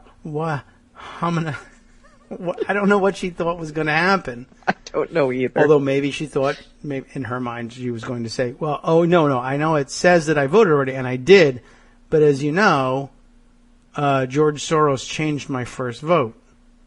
So yeah, even if I vote a second time, at best it will only cancel itself out. So really, you should give me 2 ballots right now. And I should vote 2 more, a second and third time for Donald Trump, so that I still am net 1. So we all know that, I'm voting for Donald Trump. You can't change my votes. I don't know. I mean, eventually maybe they'll run into somebody working at a poll that will say that makes sense, and he'll hand them 2 more ballots. I don't think that that's going to happen. I really hope not. I don't think so. Well, we'll see. I do have to give a shout out now to the Daily Kos community at large, who 1,200 of whom have volunteered to be election protection workers with the Lawyers Committee. So thank you, Daily Kos people, for answering that call. Yes, I would like to know what they are doing exactly. I'd love to see the stories posted. They may have to wait until after Election Day. Just sort of what kind of training they got, what was the experience like. You should absolutely share it after the fact, by way of encouraging others to do the same next time around, and save your diaries and bring them back out in 4 years or 2 years, however the case may be, whenever we're next facing the onslaught of voter intimidation, and remind people that it's actually a fairly easy thing to do and fun and informative at that. Yes. But I'd like to know. I just heard the other day from my dad, who signed up similarly, and but he's still waiting to find out what the hell you want me to do. Thanks, Dad. Yeah, so he's a little bit concerned. Gosh, I think the trainings are going to be happening. I know that there are trainings that are full up, and I think that they're happening this week. Okay. Well, we'll hope to find out. I'll be interested to hear what they train you with, because you're going to be facing all sorts of crazy challenges. I mean, keep in mind that the woman who was just arrested thought that they were actually going and back and changing her vote. So you're going to run into a lot of people who are certain that they're right and that have copies of the Constitution in their pockets, which I guess is supposed to be a magic charm to prove that they know the law, but who actually don't and have no interest in really figuring out what the law actually is. We saw they're probably Freedom Caucus members. Yes, very likely true, or supporters of them anyway. Just like finding out yesterday that Alex Jones uncovered the latest evidence of voter fraud. People were arriving at polling places on buses, and so that was prima facie evidence of fraud. Yeah. Well, they'll make up anything, I guess. So, I don't know. Let's see. Some breaking news happening coming to me via Twitter. The Des Moines police shooter is apparently now captured. Good. As well as having been identified, now captured, and so that should be good news. Another weird bit of news. Not sure how to take it. I mean, it's not good news. But a guy. Joshua Warren sends me this one, but captured from somebody's Facebook feed in Massachusetts. Just some reason, somebody marching around outside the polling place with a ski mask and a big knife, carrying a Hillary for President sign. This is in Pembroke, Massachusetts. So the police, guess what, showed up and arrested him. But it's the kind of weirdness that makes me think that the guy, they arrested the guy and then the bushes nearby rustled and James O'Keefe went running the other direction. I have a feeling that, on a grassy knoll somewhere, one of his guys made off with a video camera. I think that you're probably right there. I don't know. Very weird. Okay, because anything can happen out there. And I did see James O'Keefe's name mentioned early in the morning on Twitter in a way that made me think that he had released some new garbage. Did that cross your screen at all? I didn't see what it was. Not yet. Okay. One of the things that I'm most pleased with is how little attention James O'Keefe is getting this time around. Yes, it does seem to come up in every story about him, even in the traditional media, that, yeah, we don't often believe him because he's had some difficulties in the past telling the truth about where his video comes from and what state it's actually in. Right. So I think that's encouraging. Yes. I mean, that's a positive development. That James O'Keefe has really had very little impact in this election. That's good. Continues to make a living somehow, but not too much we can do about that. GOP welfare. Yep. They have the wingnut welfare works very well over there. Yes, it does. All right. Let's see. What else are we going to be talking about? What else do you talk about? This election. This nutty election. Yes. But of course, we'll also talk about Joe Heck, which yeah, you brought up earlier. Yes, I forgot to finally call his name out. We were talking about Chaffetz, but mentioning that there are many members. I guess he's the latest to unendorse Trump. Well, it's very confusing what he's trying to say. Yeah, I can't even think of the word for it. He's in hot water with Nevada Republicans for dumping Trump in the first place. So now he's saying somebody asked him as a member of the armed services if he thought Donald Trump could be an effective commander-in-chief, and he said yes. But that's not the same thing as supporting him for president, but he won't tell us if he's actually supporting him for president if he's going to vote for him. Okay. Yeah. Well, he is. is probably the answer. He is. I mean, he doesn't think that voters deserve to know that, but he is. He's going to vote for Trump. Yeah. But he can't say that out loud because Trump. But he can't not say it out loud because Republican voters for Trump, who are now, again, it's very confusing to be Joe Heck. I guess so. Almost as hard as it is to be Pat Toomey. Yeah. Well, where's Toomey on all of this at the moment? Still on the fence, and probably really glad that Joe Heck has stepped up to take his very uncomfortable position away from him as being the guy everybody's making fun of over Trump. Yeah.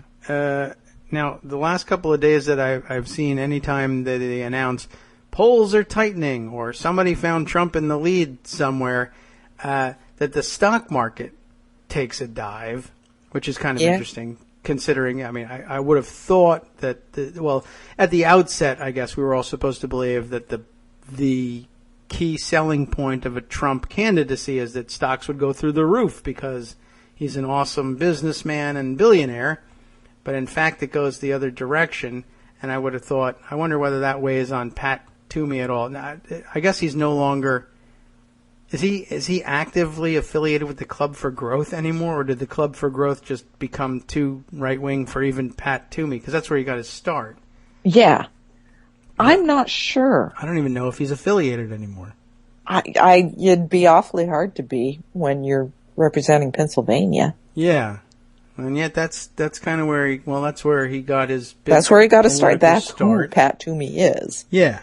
And then, so now for a Club for Growth, like founding, I don't know whether he considers himself the founder or what, but I mean, for a guy who got his start there to then be saying, yeah, well, I'll endorse the guy who makes the stock market panic every time it sounds like he might possibly win, that feels like not really a Club for Growth sort of thing to do, but you know, they've been everybody's off the rails, I guess, on that side. And all the prior considerations, the things that made you conservative are all out the window too. So why not this one as well? Why not? All right. That's become the most expensive Senate race in the country, by the way. $140 million, I think I saw yesterday. Wow. I mean, wasn't that long ago that was presidential Yeah. dollars? Now, of course, that would be a joke. It's insane. It's insane. Yeah.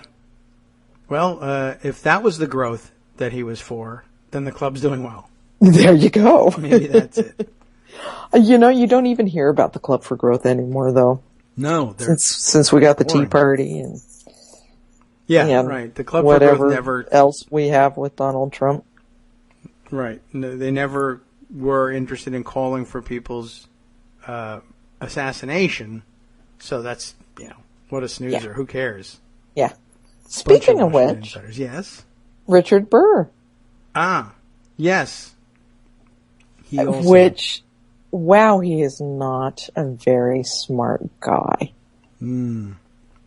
You don't say in public, gee, that picture of Hillary Clinton on the gun rights magazine should have a bullseye on it. He meant surveyors, Mark. But yeah, you don't do that either. You also really don't tell a local newspaper that you are boycotting them because they give you bad coverage. Well, Trump popularized that, and so I guess he figures he could get away with that. I guess. I don't know. You probably also, when you're running in North Carolina, don't say absolutely Hillary Clinton is not going to have a Supreme Court nominee while I'm in the Senate. Oh, is that right? You said, okay, well then we should probably not have you in the Senate, because that's an option. But and now we have a new story coming out on Richard Burr. Yeah. Senate Intelligence Chief Burr once helped ease export controls over bomb-grade uranium. Oh. When was that? Yeah, this is all important context to have when looking at these things about Richard Burr. He's chairman of the Senate Intelligence Committee.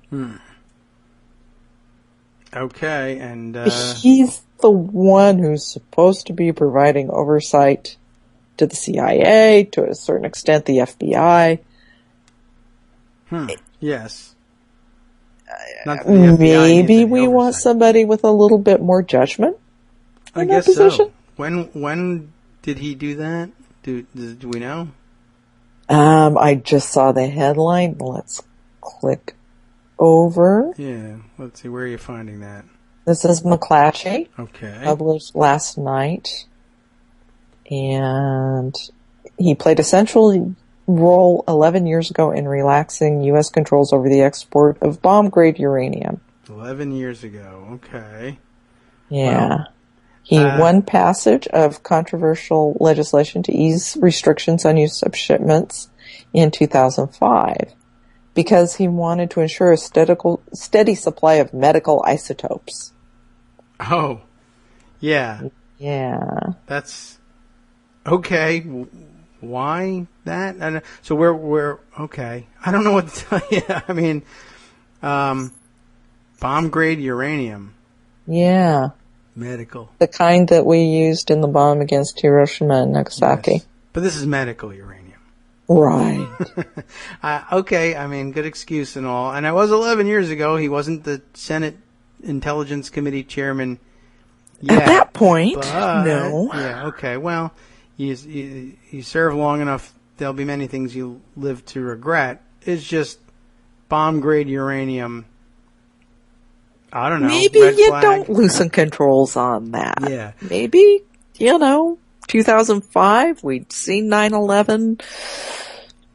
Kind of know what the world is shaping up to be. Mm-hmm. Maybe what you want to do is hang on to your weapons-grade uranium. Yeah, or just say, well, okay, we don't necessarily, maybe we still think it's not necessary to make it harder to get, just not easier.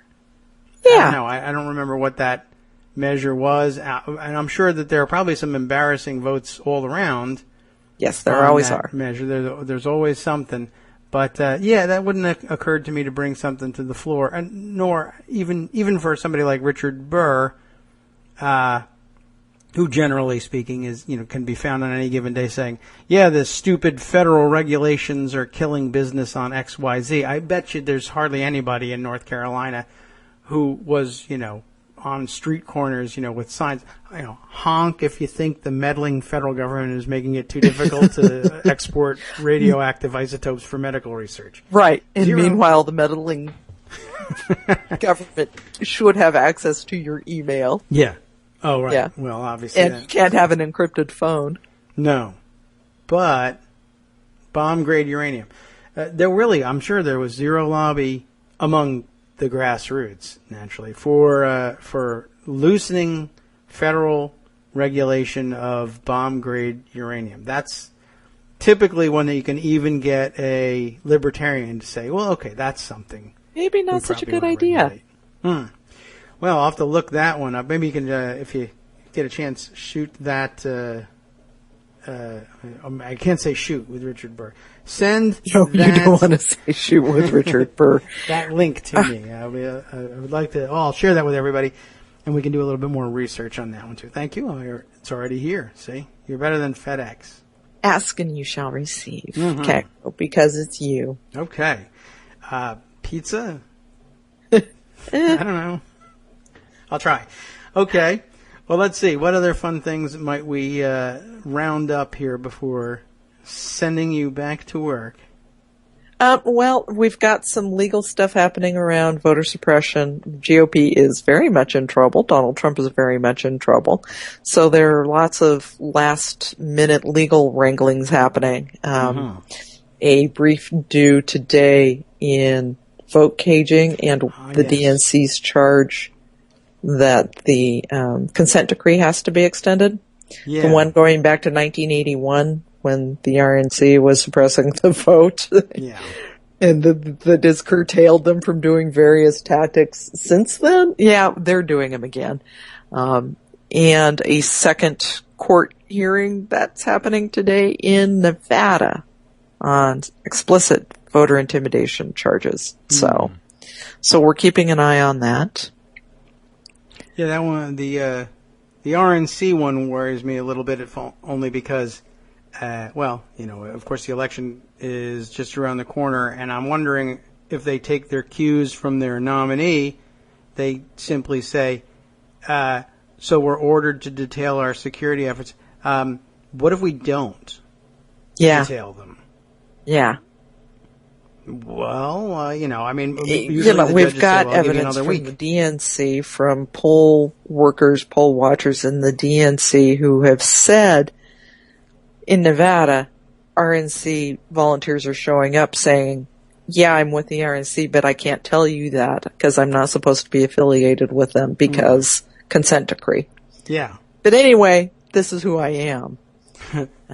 They're not being subtle about it. No. And of course, we've had plenty of reports all along of states under court order to dispense with various voter ID laws that didn't pass constitutional muster, but we're still finding that the signage that was printed with the idea in mind that those laws would be upheld is still being displayed. And not just the signage in Texas. Poll workers are actually going down the line of voters saying, you have to have your ID, you have to have your ID, when they don't. Yeah. That's happening in Texas. And, of course, the penalty for that is nothing, so... Yeah. There you go. That'll stop right quick, I'm sure. Well, those are two very troubling things. We spent a lot of time yesterday reading about Donald Trump's just his personal habit in litigation of simply saying, oh, wow, that's an interesting order. I think I just won't follow that, and I'll wait for judges to decide they're going to do something, and then they usually just get flustered and say, well, you have another week. Okay. And rounding this out, this is an important thing for everybody out there to remember, a phone number. 866 our vote. OURVOTE. Okay. Which I'm terrible at figuring out what the letters stand for. Numbers on the telephone. Bother. But yeah.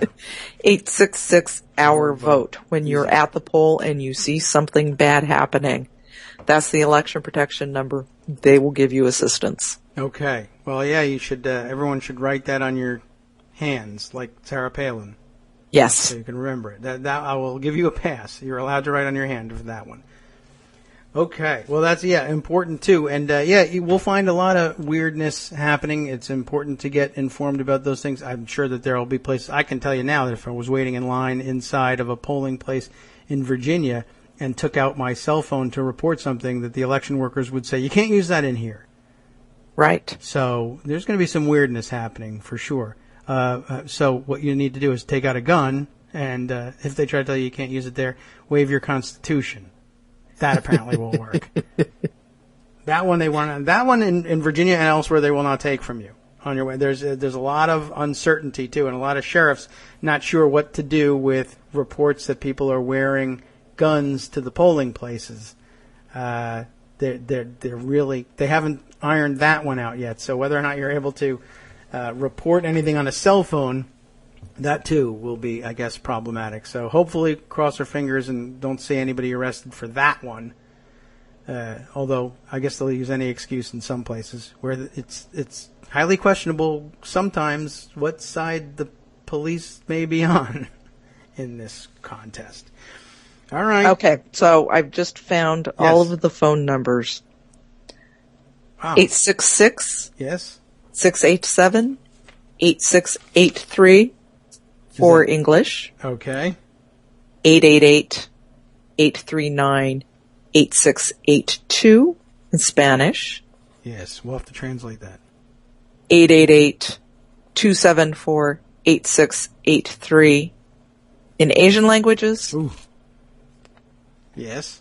And 844 418 4682 for Arabic.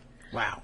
And I tweeted those out as well. So Okay, well, I'll try and retweet those and make sure that those get distributed as more than just one. And they've chosen wisely. I think those will be the groups that are most frequently harassed by weirdos at the polls. So I'm glad that they've got numbers that will be able to converse with them in their native language. yes. Whew. Okay, thanks, Joan. So when you go to the polls, be armed with those phone numbers. And nothing else. And nothing else. Maybe your Constitution. Yes, you're allowed to waive that anywhere. Okay. Thanks again. And next time we speak, I guess the election will officially be over. Whether or not we've concluded who won, The voting will be over. Yes, that's right. So we'll look forward to that. Thanks again for coming in. I know it's a very busy time. You are most Appreciate it. welcome. And thanks for those numbers. We'll retweet those. Everyone should have All right. those with them. Thank you. Take care. We'll speak again next week. Bye-bye. Bye. Take care. Okay. So we'll repeat those numbers and get those out to you. You should, in fact, write them down. In fact, write them on your hand. Share them with everybody, not just the one for your language. Maybe you run into somebody who's having difficulty and their English is not their primary language. Okay. Wow. Let's wrap things up and get ready to hand things over to the guys on the after show. We'll be back tomorrow and Friday to wrap things up for the week. What's up for today? What stories have we missed that they'll pick up on? Let's see. Less than a week after acquittal on conspiracy charges in Oregon, emboldened anti-government militant Ryan Bundy plots his next showdown. Hooray! While neo-Nazis plan on handing out 40-ounce cans of malt liquor and pot in the, quote, ghettos of Philly to suppress the vote. I don't think that will last long, even if that begins. Militia groups prepare for armed revolt if Hillary Clinton wins. And experts worry white male Trump fans will go ballistic when Trump loses. That's likely true. What about the last half? They'll be reporting that Representative Elijah Cummings reveals he no longer trusts the integrity of the FBI. More after this. From Daily Kos Radio on networksradio.com. You have been listening to the Kagro in the Morning Show with David Waldman. Yeah, troubling place to be in where officialdom is reporting that they no longer trust the integrity of the FBI. We're really going to have to sort this one out. Post-election, of course, that would be a lot easier to do if we had Democratic majorities to do the investigating. More stories like this coming up next on the After Show with Wink and Justice.